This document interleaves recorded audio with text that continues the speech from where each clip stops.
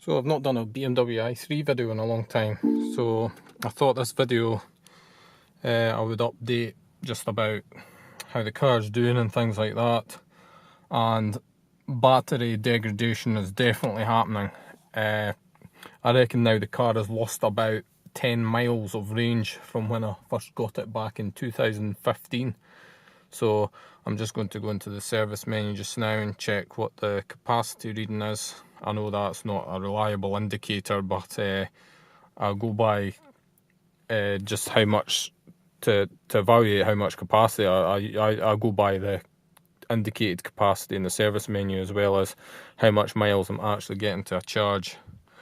Because when I first got the car, I used to always indicate about 80 miles fully charged.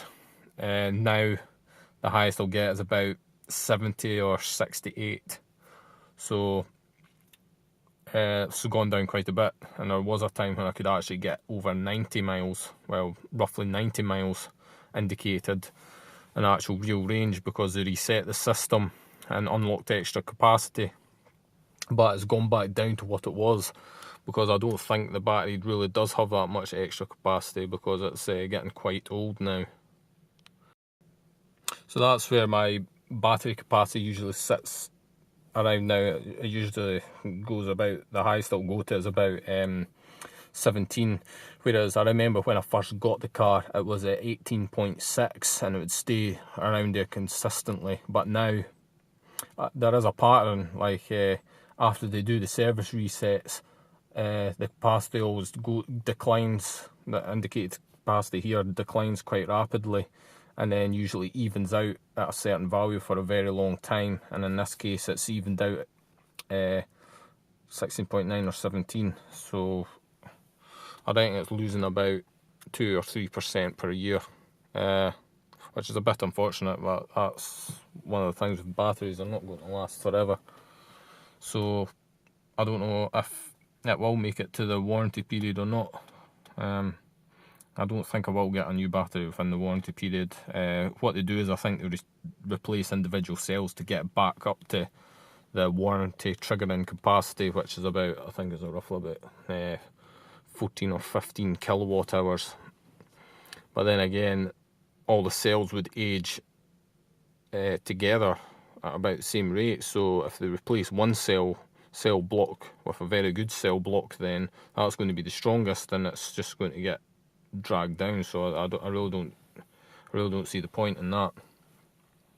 Another issue, the 12-volt battery, it's getting pretty weak, because when I lock the car, the locks sound a lot slower than they used to, because the battery, the 12-volt one, I think the voltage on it is dropping quite fast, because it's quite old as well. So I might try and replace that with a golf cart battery at some point as well.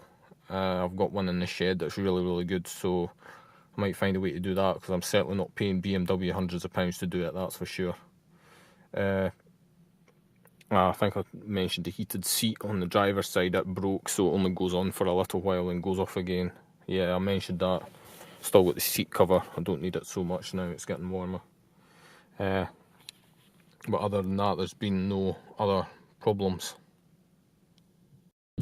So this is the 12-volt battery in here, and as you can see, it's pretty similar in size to the golf cart batteries you get. So there might be some way I could just get a golf cart battery in there, although maybe not, because this has got different types of terminals, and I think it has a special size battery.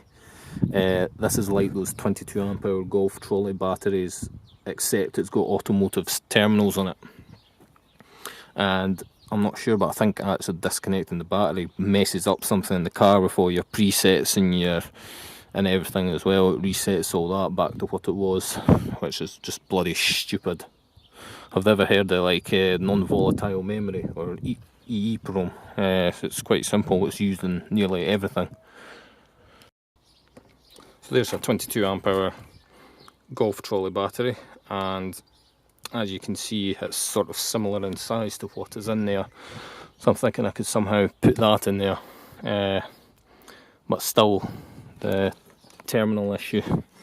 I've noticed that there is a sort of Torx bolt in the top there, so it might be possible just to maybe take something off there and then just bolt it into the terminals there, but I very much doubt it.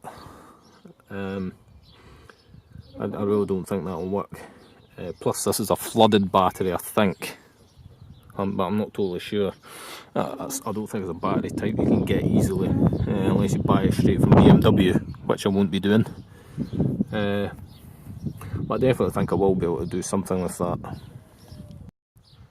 In regards to the tyres, those are about a year old now, and already they're down at the wear indicator on this side, not so much on this side, but they'll be getting replaced soon.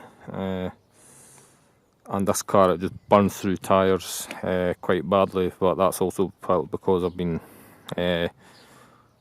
driving more aggressively, you could say. But the front ones, they're pretty good.